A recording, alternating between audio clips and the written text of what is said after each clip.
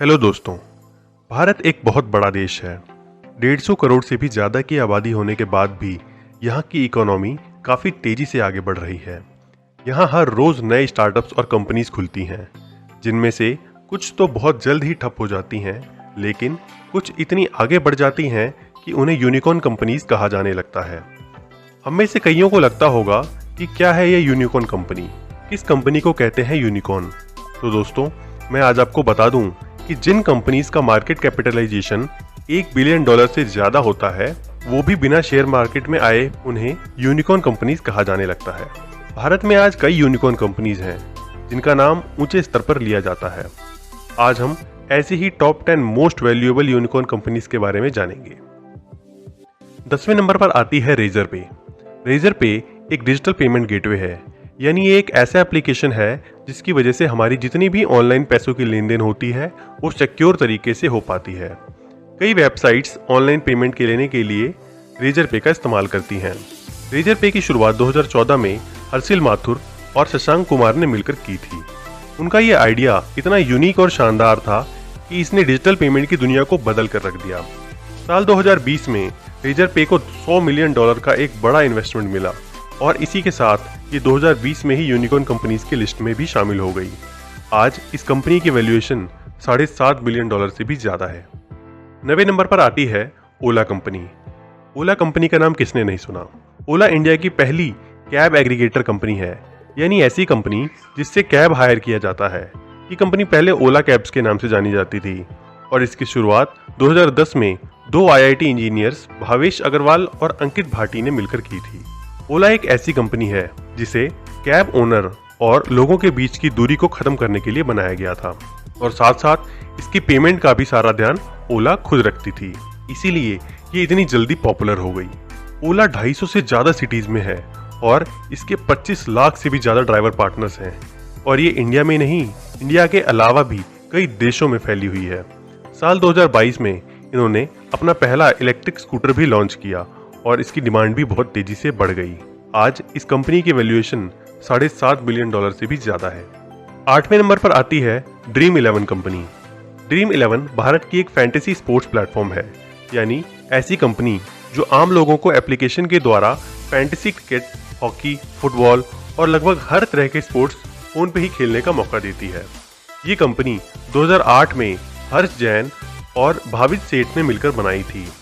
ये ऐप लोगों में इतनी पसंद की जाने लगी कि 2014 में इसके 10 लाख यूजर्स हो गए और सिर्फ 2 सालों में ही यही यूजर्स बढ़कर 20 लाख हो गए। साल 2018 में इसकी बढ़ती पॉपुलैरिटी को देखकर कलारी कैपिटल और थिंक इन्वेस्टमेंट्स जैसी बड़ी कंपनीज ने इसमें बहुत पैसा लगाया और ये बन गई भारत की पहली गेमिंग कंपनी जो यूनिकॉर्न कंपनीज की लिस्ट में शामिल हुई। इसकी मार्केट वैल्यूएशन अभी $8 बिलियन है। 7वें नंबर पर आती है इन्फो एज। इन्फो एज शायद आप में से बहुत कम लोगों ने सुना होगा, पर ये एक ऐसी कंपनी है जो बहुत बड़ी बड़ी कंपनीज की ओनर है, जैसे Naukri.com, जीवनसाथी.com, शिक्षा.com, 99acres.com। इन्फो एज की शुरुआत 1995 में संजीव बिखचंदानी ने की थी। इसकी शुरुआत संजीव जी ने पहले एक ऑनलाइन एड कंपनी के तौर पर की थी, पर फिर उन्होंने 1998 में जीवनसाथी.com बनाई और 2005 में 99acres.com और फिर 2008 में शिक्षा। पर इन्फो एज को सबसे ज्यादा फायदा Naukri.com से ही होता है। आपको बता दें कि इसी कंपनी ने जोमेटो में भी सबसे पहले पैसा लगाया और इसी ने पॉलिसी बाजार कंपनी में भी पैसा लगाया है। इसका मार्केट कैपिटल है $8.5 बिलियन। 3rd नंबर पर आती है जोमेटो। जोमेटो एक रेस्टोरेंट की जानकारी देने वाली और फूड डिलीवरी करने वाली कंपनी है।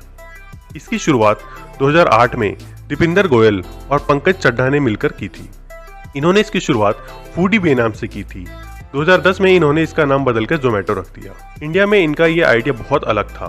शुरुआत में तो इन्हें सफलता नहीं मिली, मगर इसकी ऐप का ईज ऑफ यूज की वजह से 2011 तक इसकी पॉपुलैरिटी काफी बढ़ गई, जिसकी वजह से इन्होंने इसे दिल्ली NCR, मुंबई, बेंगलोर, पुणे, चेन्नई जैसी सभी बड़े शहरों में फैला दिया।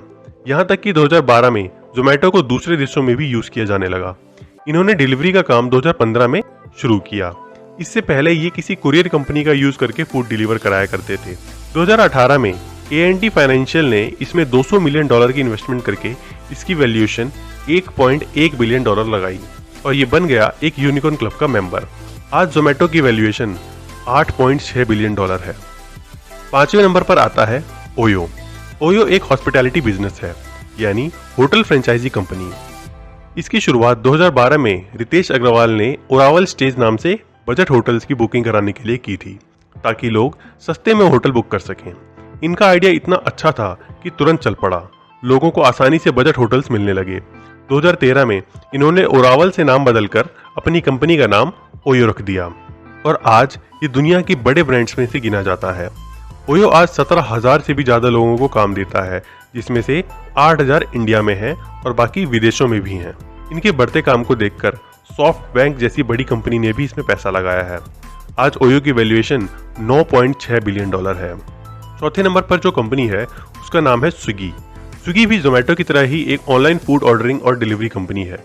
2013 में श्री हर्षा और नंदन रेड्डी नाम के 2 लोगों ने ई कॉमर्स कंपनी बनाई, जिसका नाम था बंडल।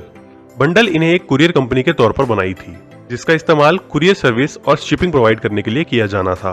श्री हर्षा और नंदन ने देखा कि उस समय फूड पांडा और टाइनी आउल जैसी फूड डिलीवरी कंपनी बहुत दिक्कत में चल रही हैं और मार्केट से कभी भी बाहर जा सकती हैं। इस मौके का फायदा उठाते हुए वो अपने दोस्त राहुल जामिनी के पास गए, जो कि मिंत्रा कंपनी में काम कर चुके थे, और फिर इन तीनों ने मिलकर स्विगी कंपनी की शुरुआत करी। इसमें कई बड़ी कंपनीज ने इन्वेस्ट किया और 2018 में स्विगी भारत की सबसे तेजी से यूनिकॉर्न क्लब में आने वाली कंपनी बन गई। आज इसकी वैल्यूएशन $10 बिलियन है। तीसरे नंबर पर आती है नायका। नायका एक इंडियन ई कॉमर्स कंपनी है जो ऑनलाइन सामान बेचती है। इसकी शुरुआत 2012 में पागनी नायर ने मुंबई में की थी। नायका अपनी वेबसाइट, एप्लीकेशन और 100 से भी ज्यादा ऑफलाइन स्टोर्स के द्वारा ब्यूटी प्रोडक्ट्स बेचती है। नायका एक संस्कृत शब्द है जिसका मतलब है नायिका, यानी एक्ट्रेस। पागनी नायर ने 2013 में अपनी वेबसाइट लॉन्च की और वहीं पे ब्यूटी प्रोडक्ट्स बेचने शुरू किए। पहले कुछ राउंड की फंडिंग में इन्हें कुछ खास पैसे नहीं मिले, पर लगातार करते प्रयासों और कंपनी की सफलता के कारण 2020 में स्टेडव्यू कैपिटल ने इसमें $100 मिलियन लगाए और इसकी वैल्यू निकाली $1.1 बिलियन, और जिससे ये भारत की पहली किसी महिला द्वारा बनाने वाली यूनिकॉर्न कंपनी बन गई। आज नायका की वैल्यूएशन $11.1 बिलियन है। दूसरे नंबर पर आती है बायजूस कंपनी। बायजूस एक एडटेक कंपनी है, यानी एजुकेशनल टेक्नोलॉजी कंपनी। ये कंपनी अपने कोर्सेज और क्लासेस ऑनलाइन बेचती है। इसकी शुरुआत 2011 में रविंद्रन बायजू ने करी थी। इन्होंने शुरुआत बच्चों को पढ़ाकर फिर कोचिंग इंस्टीट्यूट खोलकर करी, पर जब इन्होंने देखा कि इसके स्टूडेंट्स बढ़ते ही जा रहे हैं तो 2015 में इन्होंने अपना लर्निंग ऐप निकाला, ताकि ज्यादा से ज्यादा बच्चे आसानी से पढ़ सकें और क्लासरूम जाने की भी जरूरत ना पड़े। इनका आइडिया इतना सक्सेसफुल रहा कि 2017 में हार्वर्ड यूनिवर्सिटी में बायजूस के ऊपर केस स्टडी भी किया गया कि कैसे एक कंपनी लर्निंग के तरीकों को बदल रही है और इसे आसान बना रही है। 2018 में बायजूस एक यूनिकॉर्न कंपनी बन गई और आज इसकी वैल्यूएशन $22 बिलियन है। और वहीं रविंद्रन बायजूस भारत के सबसे यंग बिलियनियर हैं, जिनके पास $3.5 बिलियन की संपत्ति है। पहले नंबर पर आती है फ्लिपकार्ट कंपनी। फ्लिपकार्ट एक ई कॉमर्स वेबसाइट कंपनी है जहां से हम आसानी से सामान खरीद सकते हैं। इसकी शुरुआत 2007 में सचिन बंसल और बिनी बंसल ने करी थी। शुरुआती दिनों में फ्लिपकार्ट सिर्फ बुक्स बेचा करती थी। जब बुक्स बेचने में इन्हें बहुत सफलता मिली तो 2014 में इन्होंने इलेक्ट्रॉनिक्स भी ऐड कर दिया और आज इसका कैटलॉग इतना बड़ा है कि अमेज़न भी इसके आगे फीका लगता है। उसी साल ये भारत की सबसे ज्यादा वैल्यूएबल स्टार्टअप बन गई। फ्लिपकार्ट की सक्सेस को देखते हुए इसमें कई कंपनीज ने पैसा लगाया है। फ्लिपकार्ट आज इतनी बड़ी है कि इसकी कई सब्सिडरीज कंपनी है, जैसे कि मिंत्रा, फोनपे, ईकॉर्ड, जबोंग और जीव जैसी कंपनीज।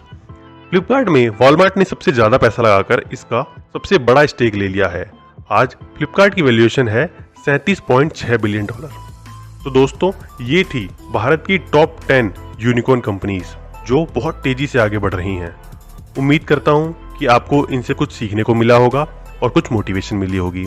आज इस वीडियो को यहीं खत्म करते हैं। प्लीज इस वीडियो को लाइक जरूर करें और हमारे चैनल को सब्सक्राइब जरूर करें।